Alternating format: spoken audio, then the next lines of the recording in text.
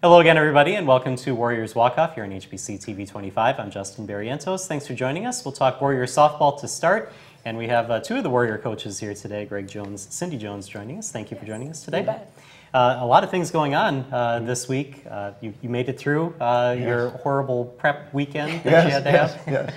And things went okay, except for the Minnesota State games, but we'll get into that. First, though, some good news. We've been following all season long. Mariah Schultz now has the school record in being hit by a pitch 27 times now this season. That's 35 in her career, which breaks the school record. So that's kind of interesting there. I don't know if you stopped the game for anything like that. Or... Actually, there was a stoppage because Minnesota State wanted to challenge that shouldn't have been a hit by pitch, that she was over the plate, but eventually they gave her the pitch and the record. Okay, very good then. And Cindy, you're a pitching coach, so I got to ask you, seeing somebody do that, does that bring back any memories to you when you were in the pitching circle at Winona State? Yeah, I mean, I think when they're diving out over the plate a little bit, as Mariah does, you know, it's a challenge to a pitcher to still get an inside pitch, because obviously she's up on the plate to try to force that outside pitch, and I like a challenge. You know, you go right in there, and you might hit her, but, you know, obviously that you can recover from that and go forward. But, yeah, I like that challenge. Okay, very good. All right, well, let's move on to the actual games that were played. You led off with a couple of wins, and then we get to Minnesota State. But let's talk about the games that you won. What did you see in your team in those games to start off the tournament? I thought it was the best we've played all year. I really did. I talked to the team about it, you know, continually throughout the tournament, even when it was over. I just thought it showed a lot of growth. You know, we over the course of the year have grown together as a team. I thought this was the first time all year that we actually played Warrior softball, where we played with a chip on our shoulder. And that's kind of always been our big thing, is we want to be the underdogs, and we want to have that chip on our shoulder. And we really went out there with that feel all weekend long. Some big wins. That Augie game in particular was a great game. It was one of those where you realized when it was over 2 hours later, you basically had every muscle in your body flexed for 2 hours. You know, it was so tense. But it was a great game to manage from the sideline. It was a great game for the kids, you know, to play and grow in. But I just thought overall, over the course of the weekends, we did some things we really hadn't done all year.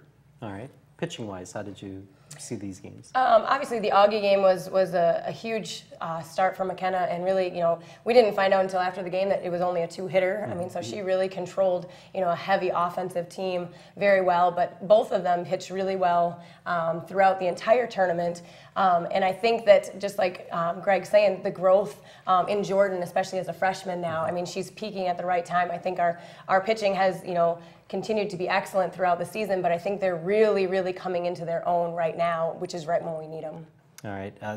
Before we move on, since you talked about Jordan, freshman of the year, 3 no-hitters this season. I know you had a solid career. You're a Hall of Famer at Winona State. But when you look at what Jordan has done in just her freshman year, is there anything that kind of drops your jaw? Are you looking at that and saying, I can't believe what I'm seeing from a freshman? Oh yeah, I can't believe any of it. I mean, I think that her poise, I've been, you know, very impressed with how mature she has been. Also with her drive to compete. She won't back down from anything. I mean, I think she is, you know, she has that calm demeanor to her, but really inside, she's fiery, and I really like that about her. I think it's going to take her a long way in the sport. All the things she's done as a freshman are all jaw-dropping. I think that she continues to impress us, and she's very hard on herself. So I don't think, until the season is done, I don't think she'll look back to realize how fruitful the season really was. But I think this is a great foundation for her for the next 4 years. Okay. Now, as we were saying, we got to build up, and we got to talk about Minnesota State. Yeah. It's twice in the tournament that you fell to them, and then twice during the regular season. What is it about Minnesota State's team? I know that they've been nationally ranked a lot of the season. What it is about them that you haven't been able to figure out yet? Coley. I mean, she's that good. She just really is that good. She carried that team. And they've got a good offense, but we found a way to shut them down. You know, 2 of our losses were 1-0, 1-0. And in reality, you just need to win those games. You know, you hold that offense to 1 run, and it's been unfortunate. You know, the game we lost 4-2, we tied it at 2 in the middle of the game. We left some kids on base. But that's when Coley gets at her best, when she gets her back against the wall. And she threw some pitches late in that game, kind of like she just said, I'm tired of playing around. And it was just over. And our kids swung and missed. But she's the difference. And it isn't that our pitching isn't good. It's just that she completely shut down our offense. That, again, it's nice to have shutouts, and we've got a lot of them. But you hold that offense to 1 run, you just got to figure out a way to win 2-1, and she just didn't let us. We faced her now every game we've played them, and that's the intangible piece. Because even in the game that she didn't start in the regular season, we had them on the ropes. They brought her in, slammed the door, and we didn't score. And a little bit, I think, gets in our heads. You start to realize, you start to think about how good she is instead of how good you can be as a hitter. But right now, she's the difference maker between our two teams. From a pitching coach standpoint, is there anything that you can do to help the hitters out on the team, or is that like a line that you don't cross during a game? I think as a pitching coach and being in the dugout, my job is to try to pick pitches, and my job is to watch their pitcher and see if she gives anything away. We've been able to do that. We did it a couple games this weekend with changeups are obviously the easiest one to pick, but when I don't have a view into her glove, it puts us at a disadvantage. And so I think keeping the hitters, what we're seeing the most. She wasn't throwing her rise ball a lot. She only threw it when she was ahead in the count.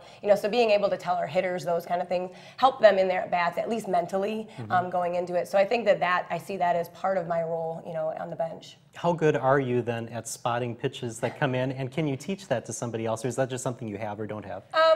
It's hard from a side angle. I wish I could stand behind him and watch him, but I think it's not something you can necessarily teach people. And I think sometimes, especially in our a level as fast as things go, putting more in the hitters' minds is sometimes worse.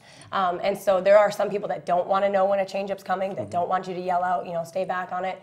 So I think it's knowing each of our hitters and what their tendencies are. But I don't think necessarily it's something that you can transfer. But I hope that all the pitchers on our staff are doing that while they're in the dugout and hoping to learn from these other pitchers that we're facing. Okay, well, let's talk about the pitching for Winona State for a little while. We've been talking about it all season. Every time I talk to Greg, he says, well, you got to talk to Cindy about that. So now we finally have you here. Team ERA of 1.27, which is just off of a school record. I believe when you were at Winona State, I think it was 2000, it was 1.11. That was the team ERA, which I believe is the school record. Talk about the pitching staff that you have, because you basically have 3 starters who also come in relief every once in a while, and then you have 2 other pitchers that come in relief. What are other teams going to see when they see these pitchers come into the circle?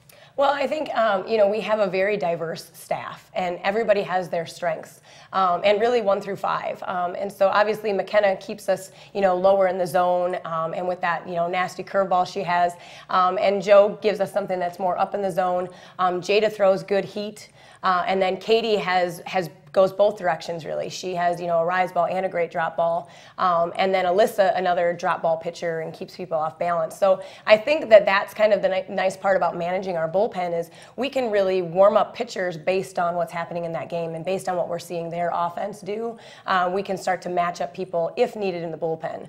Now, with as many complete games as our pitchers have thrown, we haven't needed to do that, but we've been prepared. And I think that even our, 3, 4, and 5 are ready to go in and mentally into the games each time, knowing that that's their role and we may need them and we'll call on them at any point. Okay. Well, as we tape today, you found out what you're going to face in the tournament. You found out that you're a 4 seed in Central Region 1, so now you play in Arkansas coming up at the end of the week.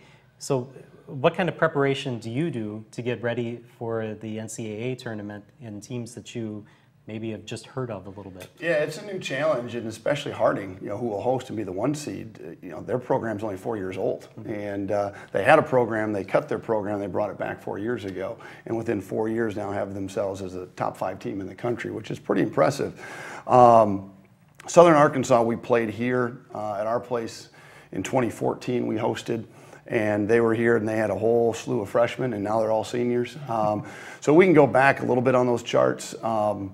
But what's exciting, I think, for all of us is it's something brand new.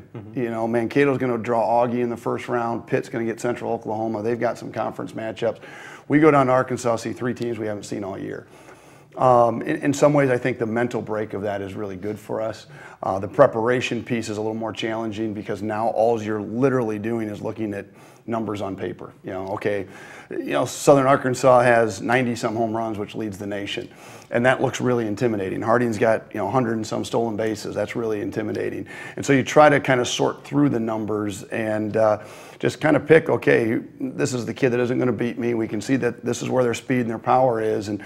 But really, I think for us now going into this weekend, instead of more, it's understanding who's good for them, but it's more about getting ourselves ready now. Let's just prepare ourselves and play the best that we can play, compete and get after it now in a new environment. Most of our kids, including myself, never even been to Arkansas.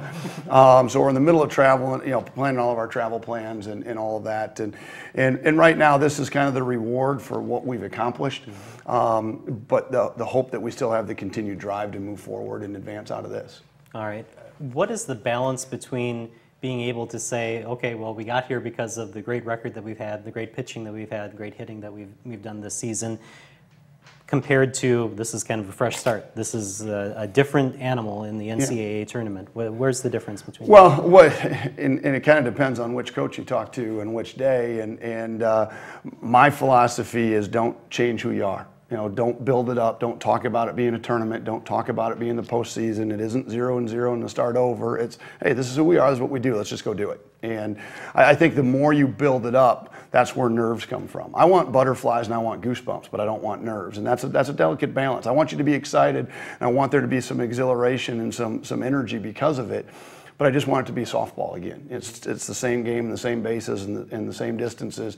Let's just play the game we've always played and be true to who we are and go from there. How much do you rely on the experience you had as a player and as the number of years that you've been a coach to be able to tell players, hey, I've been there, I've done this. This is what worked for me. This might work for you.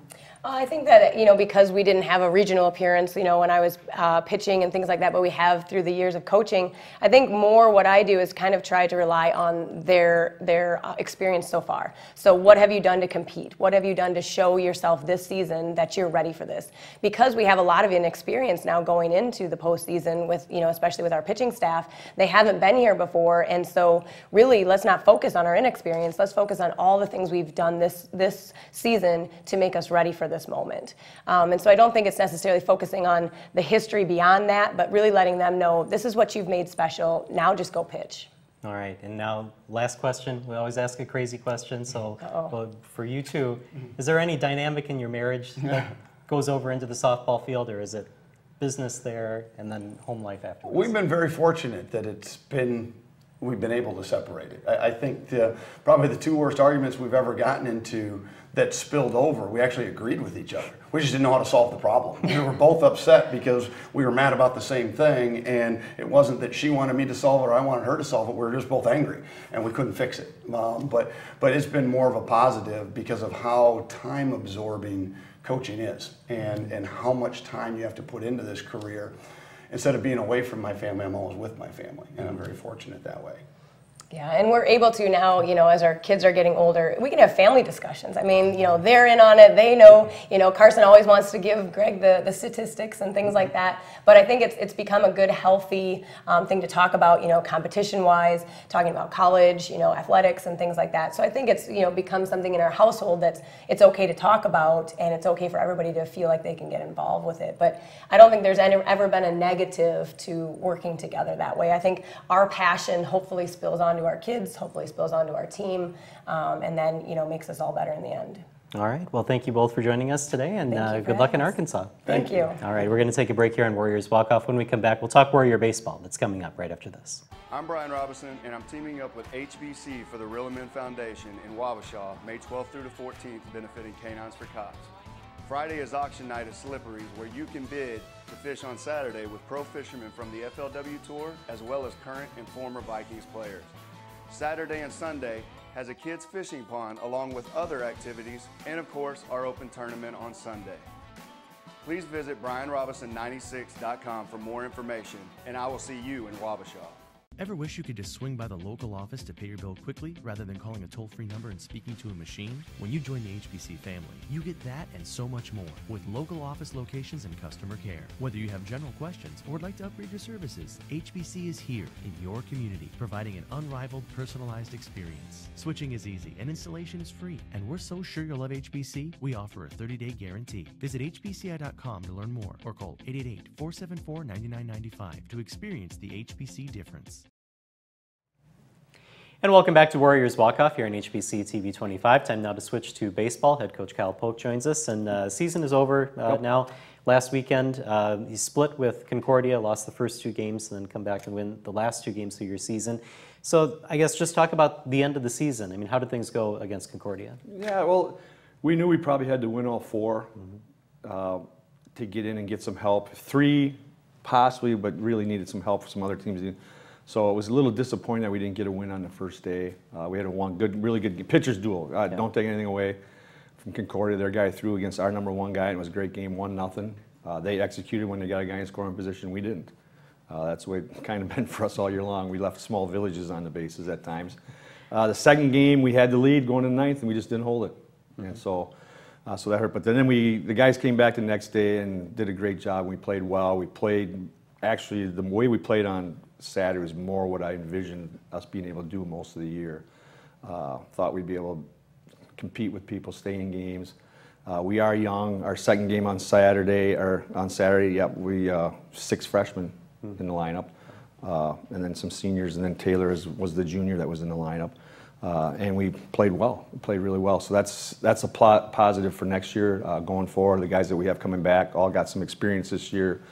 So we're looking forward to next year. I'm glad you kind of brought that up, because I wanted to say ask you how much does it mean towards the end of the season that you win your last 2 games going into next season? How much does that matter that you ended the season the way that you did with those last 2? Well, it's a positive to say that, so they remember that rather than remember getting beat. Like last year, Concordia swept us all 4 at the end of the season. They were all close games, but they were swept us, and we kind of had a bad taste in our mouth after the season ended, and it was at home again last year. So this year a little bit better, ending for better, and plus better for the seniors going out. 2 wins to end the season. So I think that was a little bit easier to swallow. So obviously the season didn't go the way that you had planned it at the beginning, but what do you take away from this year? What are some of the things that you can bring back to next year and say, well, we did this right? Well, we got some things we got to fix and get better at, which are, I'm starting to compile my list and things that we're going to work on in the fall to do some things. But we did do a lot of things. Defensively, I think we played much better this year defensively. You're going to have errors, but we didn't compound and multiply those errors. Maybe get an airman, we were able to minimize those things. Pitching, we got a lot of young arms that got some innings, and that's key too. We lost 4 senior pitchers, so we got to replace them. Potentially Mitch Stallsberg might be gone too, depending on how the draft works out. But with those young guys getting experience, that's a positive for them. Plus, we've had exit meetings with everybody and talk about what they need to do to work on this summer to come back next fall ready to go. Now, off camera, we kind of had a statistical discussion before we started here today, and one of the things that you brought up was home runs, the fact that you like to see home runs. Yeah. Didn't hit a lot this year. Is that something that you can address in scouting and players that you bring in, or is that kind of a philosophical type of thing, whether you want to go for the home runs or you want to go for hitting the ball on the ground? Well, we want to do whatever our talent pool, what we have in our pool, will determine how we're going to play the game. But yeah, recruiting-wise, I'm looking for guys that can swing the bat, put a little pop on the ball when they hit it, knowing that when they get here, they're going to get a little bit bigger, they're going to get stronger, get in our strength program, they're going to mature, so that'll help them as well. But I'm looking for guys when I go recruiting that can swing the bat. Per se, best example, I want to see a guy in high school pull the ball, pull the ball, pull the ball the strong side, right-handed hitter, hit the ball the left field's hard and stuff, because we can teach him how to go the other way. If I go watch a kid and all he's doing is hitting the ball the other way, I don't like, because number one, it says his bat speed is not where we need it to be.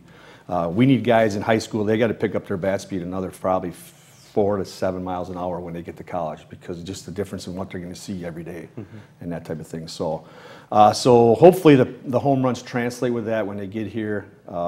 But it doesn't always, this year Sam Conley ended up being our best hitter, and he hit in the 4-hole, but he didn't know a home run. But he's not a home run guy. He's a doubles guy. He hits the ball, line shots.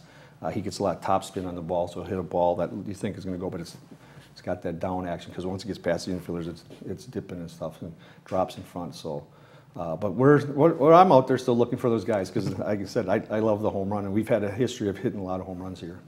I think I ask you this question every year right around this time, but when does next season start for you? Is it already started, or have you put this year behind you already? Yeah. You know, you sit around, like I told you, Friday night after we got beat those 2 games, I slept maybe 15 minutes Friday night, but played well Saturday, have a couple days, think about stuff, but yeah, it started out, we're on, Coach Riley and I are both on a recruiting trail right now.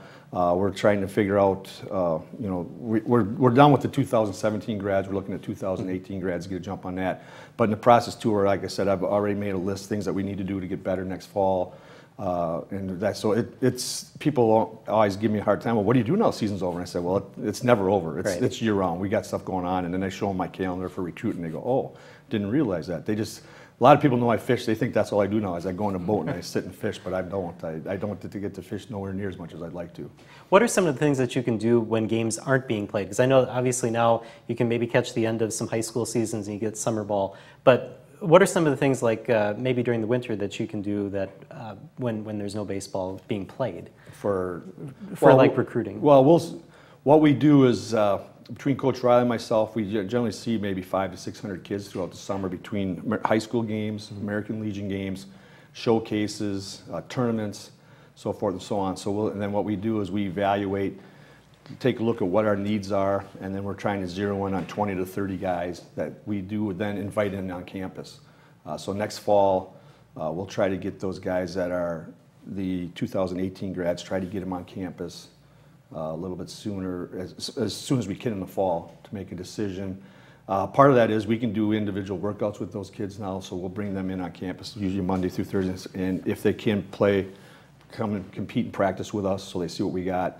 If they're multi-sport guys, then we try to stay away from that because we don't want to do anything in that, but we'll get them on campus as much as we can and try to get them to visit. If they like it, try to bring them back for another visit and then see where we can go from there.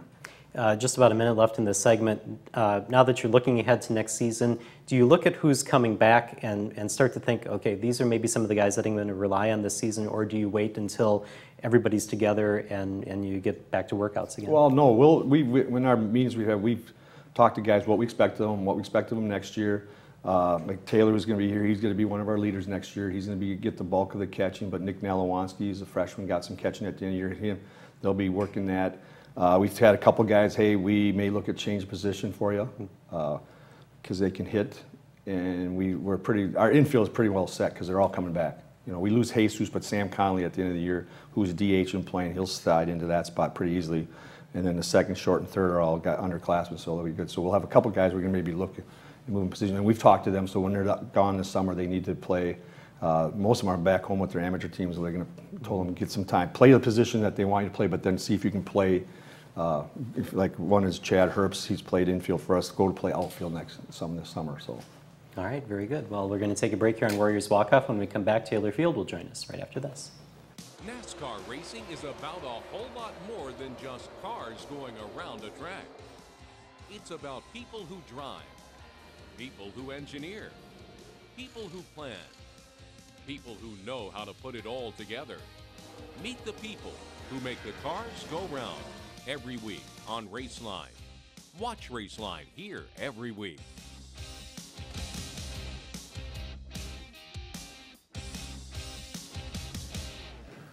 And welcome back to Warriors Walk-Off. Time now to get the player perspective. Taylor Field joins us. Thanks for joining us again. Thank you for having me. So obviously you heard what Coach had to say about this season. From your perspective, what were things like this season for the Warrior baseball team? I mean, we went into the season, we felt good about it, and there was a lot of games that we felt could have gone either way, and that really kind of changed how the outlook went, how it ended up. I think a lot of games were really close that we played well in and just couldn't squeak out the W. But I think overall we played pretty well. I know that when you were here last year, Coach Polk said that you're one of the best defensive catchers in the NSIC, and you heard him say that you're going to be leaned on as one of the returning players that's going to be one of the leaders this or next year. When you hear that, what are some of the things that go through your mind? I mean, I'm happy to have him say that. That means a lot coming from a head coach who's been around for so long, and from the defensive standpoint. defense standpoint, it's something I pride myself on, especially as a catcher. I think you have to try and be the best defensively first and then offensive after. So. All right. Well, let's talk a little bit about this upcoming off season. Where do you play now this summer? I'm going to Eau Claire to play for the Express. Okay, so Northwoods League, very good. Now, one of the follow-up questions I didn't get to you when you were talking about the players that go and play summer ball, and you were saying play the position that your manager on your team wants you to play, and then maybe try to play the one that you want him to play in college. Do you have any kind of, I wouldn't say fights, but maybe disagreements with other managers in the other teams? Not per se. I had a little disagreement with the lacrosse loggers last year because when they were going to put Mitch in the bullpen, Stallsburg, but we got that squared away, but because he's a starter. But no, usually when they go for the summer, I'm going to let them do that, especially if they go home and play for their hometown amateur team. Because if they go play for their hometown team, they're usually the best player. So what the manager's going to have them play where they think it's going to be best for them. If they're at a summer collegiate league, though, I'll be more involved in it. I'll talk a little bit more on where we want them to play and where we need them to play for us, because they all say that their summer leagues are developmental leagues for us. And so they should be listening to what we tell them, where we want them to play. All right. I want to backtrack a little bit. When you were here last year, you talked about redshirting your freshman season, and one of the things Coach Polk talked about was the fact that you were a bullpen catcher during that redshirt freshman year. Kind of explain what a bullpen catcher does, and how did that help you in your development as a college baseball player? Well, I got to travel. I was one of the few redshirts that got to travel, so I got to go to all the away games, and I was able to work with our senior pitchers and everybody, the whole staff, and that was nice to be able to continue catching, because if I had redshirt and if I hadn't been able to catch bullpens, I probably wouldn't be able to get that much experience. But it also helped with the traveling aspect of playing at this level and how much we're gone, because I was able to travel, but not worry about the playing part yet. I was just able to get the experience, and that was nice as well. Does that help you with transition speed of the game from high school into college? A little bit, yeah, because it gave me a year to see up close how those guys did it and what it was like.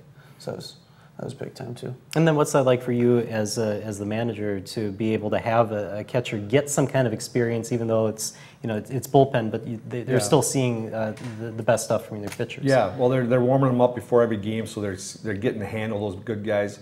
And plus, though, they're around, they're listening to our pitching coach, they're listening to what we're doing, trying to establish a game plan or whatever. They're seeing how we're trying to execute it with no pressure on them because they're not in the game, but they get to see what we're trying to do and how we're doing it. And I said, just getting accustomed to the speed of the game, the difference at a little bit higher level. I think it's all important. Honestly, I wish I could take all the red shirts so they all see it, but the catchers is the best position to do it because you need that bullpen guy. So the other guys that we redshirt, they get to see. They're just around when we have home games, so hopefully they kind of get the idea that time. The thing is, the next year when we travel, they don't have any idea about the travel, and the travel's a grind and stuff in our league. It's we're playing an 8-weekend thing. We're planning to play 40 games, and you're leaving, in some midweeks and stuff. So it is a grind. It's a lot different than if they played in a team in the South where they're starting to play games in February, and it's a 3-game set every weekend. So, but we're playing 6 games a week. They're playing 3. So it's once they get in and get accustomed to it, they'll be able to handle it pretty well. But it's at first, I think a lot of them are shocked on how it can affect them. All right, and then last question. I know that baseball is a big part of your life, but you're also a hockey fan, from what I can tell from your Twitter feed. Who's your team in hockey? The Boston Bruins. Okay, and so I don't know if they're not still in. Are they still in the Stanley Cup playoffs? Or they were eliminated before that. So who do you have now winning the Stanley Cup this year? That's a tough one. Off the top of my head, I don't know if the Capitals lost last night, but if they're still in it, yeah, I didn't see the Capitals game. So they go with Predators. They are Nashville Predators. That's a good guess. Yeah, I heard them on the country music station on my satellite TV radio. That's right. Carrie Underwood's really. Yep, I heard they had a good time and won the other day. So. All right. Well, thank you for joining us, and good luck next season. And we hope to have you back next season on the show. Thank you very much. All right. Thank you for joining us here on Warriors Walk Off, and we'll see you next time here on HBC TV 25.